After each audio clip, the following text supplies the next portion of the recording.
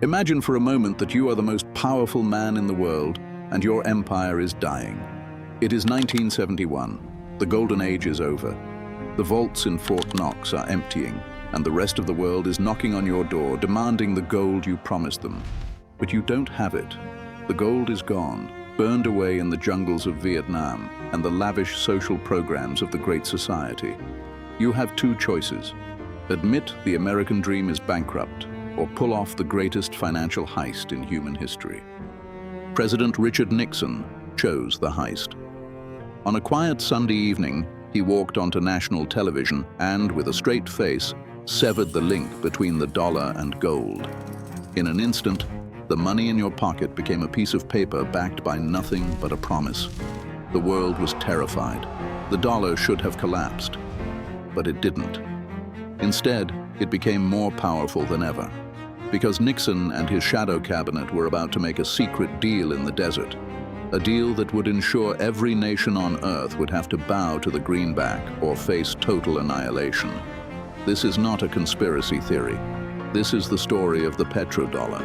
And once you understand it, you will realize that every war, every coup, and every economic collapse of the last 50 years was never about democracy or religion or even oil. It was about the survival of a piece of paper.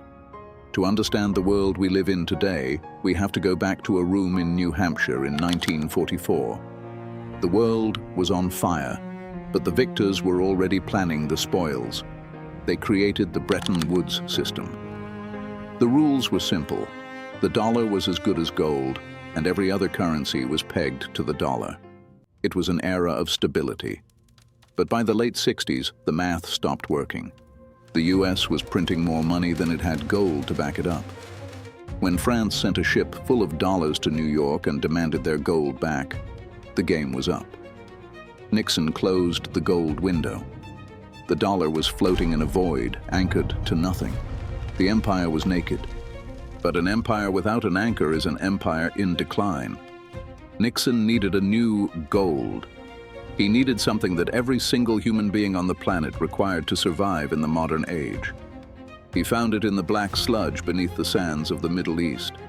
In 1973, as the oil crisis sent shockwaves through the West, Nixon's Secretary of State, Henry Kissinger, flew to Saudi Arabia. He didn't go there to beg for lower prices. He went there to offer a deal that the House of Saud couldn't refuse. The deal was this: the United States would provide total military protection for the Saudi royal family. We would guarantee their survival against all enemies, foreign and domestic. In exchange, Saudi Arabia, the king of OPEC, would agree to one condition. They would price every single barrel of their oil in US dollars, only dollars. If Japan wanted oil, they had to buy dollars first. If Germany wanted to heat their homes, they had to buy dollars first. By 1975, every nation in OPEC followed suit. Suddenly, the dollar wasn't backed by gold anymore. It was backed by oil. And since everyone needs oil, everyone needed the dollar. This created a permanent, artificial demand for the American currency. It allowed the US to print endless amounts of money to fund its military and its lifestyle, while the rest of the world absorbed the inflation. We exported our debt and imported the world's goods. It was the ultimate free lunch. But there was a catch.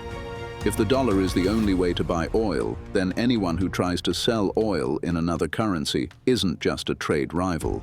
They are an existential threat to the American way of life. Now, look at the map of the last 30 years through this lens.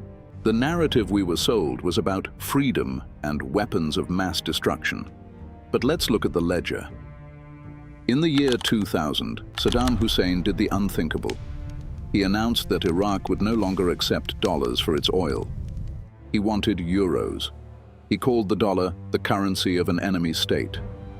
Within months, the drumbeats of war began in Washington. We were told Saddam had nuclear capabilities. We were told he was linked to 9/11. None of it was true. But what was true is that as soon as the US invaded and Saddam was pulled from a hole in the ground, the very first thing the transitional government did was switch oil sales back to the US dollar. The threat was neutralized. The petrodollar was safe. But the ghost of Saddam's defiance didn't stay buried. In Libya, Muammar Gaddafi was planning something even more dangerous. He wanted to unite Africa under a single gold-backed currency, the gold dinar. He wanted the continent to stop selling its resources for paper and start demanding real value. If Libya and other African nations had stopped using the dollar, the influx of greenbacks returning to American shores would have caused hyperinflation. Your savings would have evaporated overnight. In 2011, Gaddafi was overthrown and killed. The gold dinar died with him. You see, the petrodollar system is like a shark. It has to keep moving, or it dies. It requires the total cooperation of the global energy market. But the world is tired of being held hostage by a currency they cannot control. For decades, the system worked because there was no alternative. But today, the cracks are no longer just visible. They are widening into canyons. Enter the dragon. China, the world's largest importer of oil, has realized that its entire economy is vulnerable to the whims of the US Treasury. They've watched as the US weaponized the dollar, cutting off Russia from the global financial system after the invasion of Ukraine. For the rest of the world, that was a wake-up call. If the US can flip a switch and freeze your national reserves, are you truly sovereign? The answer is no. And so, the great decoupling has begun. Russia is now selling oil to China in yuan. India is buying Russian oil in rupees. Brazil is settling trades in local currencies. And most importantly, the unthinkable has happened. Saudi Arabia, the very cornerstone of the 1974 deal, has announced that they are open to trading oil in currencies other than the dollar. The marriage is failing. The secret deal is expiring. We are currently living through the most dangerous geopolitical shift since the end of World War II. When an empire's currency loses its status, the empire doesn't just quietly retire, it lashes out. The tension you feel in the world today, the rising friction with China, the proxy wars in Europe and the Middle East, is the friction of a shifting tectonic plate. The US is fighting to maintain the dominance of its paper while the rest of the world is trying to build a lifeboat. But what does this mean for you? If the petrodollar collapses, the free lunch is over. All those trillions of dollars held in foreign banks will come rushing back home. The cost of everything, from the coffee you drink to the car you drive, will skyrocket as the dollar loses its artificial value. The standard of living that Americans have enjoyed for 50 years was built on the back of this system.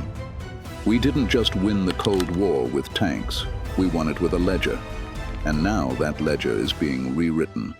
We like to think of history as a series of moral choices, of good versus evil.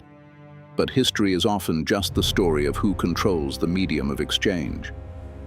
The petrodollar was a brilliant, ruthless stroke of genius that allowed a bankrupt empire to rule the world for another half-century. But no system lasts forever. The gold standard lasted for decades. The petrodollar has lasted for 50 years. And now we are watching the birth of whatever comes next. The question isn't whether the system will change. It's already changing.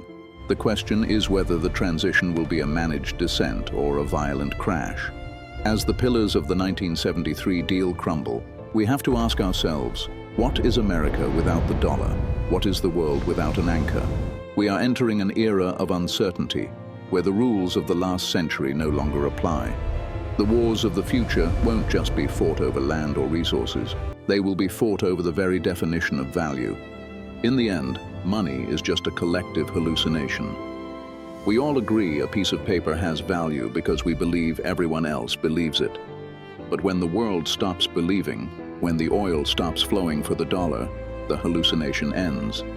And that is when the real history begins. This is a story that affects every person on this planet, yet it's rarely discussed in the headlines. If you found this deep dive into the mechanics of power valuable, make sure to subscribe to the channel and turn on notifications. We explore the hidden systems that run our world, and there is much more to uncover. Share this video with someone who still thinks wars are just about politics, and let us know in the comments. Do you think the dollar can survive the rise of the BRICS? Or are we witnessing the final days of the American era? Your perspective helps us grow.